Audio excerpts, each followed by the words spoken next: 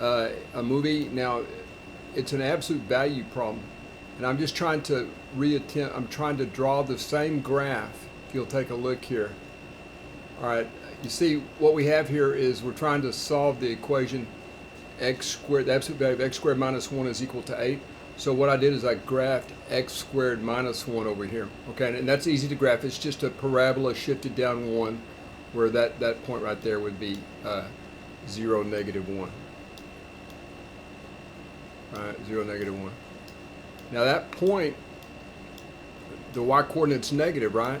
So it's going to have to become positive over here. And the rest of the graph that's between minus 1 and 1, which is negative, has to become positive, right? All right, and this is straightforward enough. And you can guess the answers on a problem like this actually very quickly, but it's kind of nice to see the graph doing the work for you. Now, so yeah, I intended to just, this is supposed to still just be the x squared minus 1 part, x squared minus 1 part on both sides here. Despite my attempts, it looks more like absolute value, doesn't it? But notice that it's supposed to be equal to 8.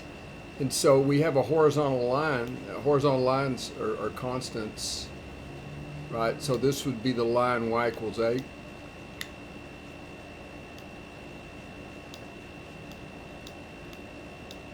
Okay, and then these points here, I didn't really line them up very well, it doesn't look like, but that would be the point 3,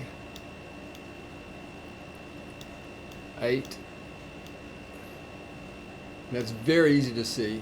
Just 3 squared minus 1 is 8. Absolute value doesn't even change anything in this case.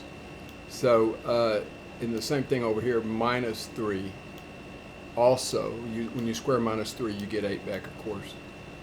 And so, or 9 back, excuse me. Then when you subtract 1, you get 8.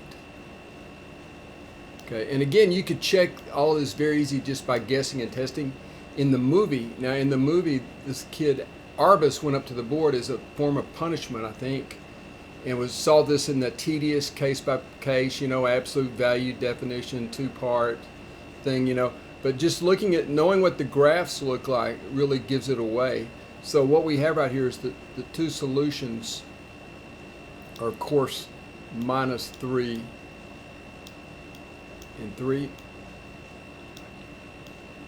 And we're just assuming that x, these have actually complex solutions also, but TV show, I doubt that they were interested in the complex solutions.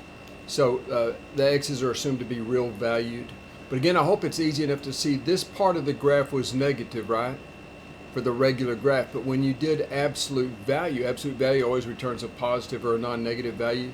So all of these negative y values become positive y values over here.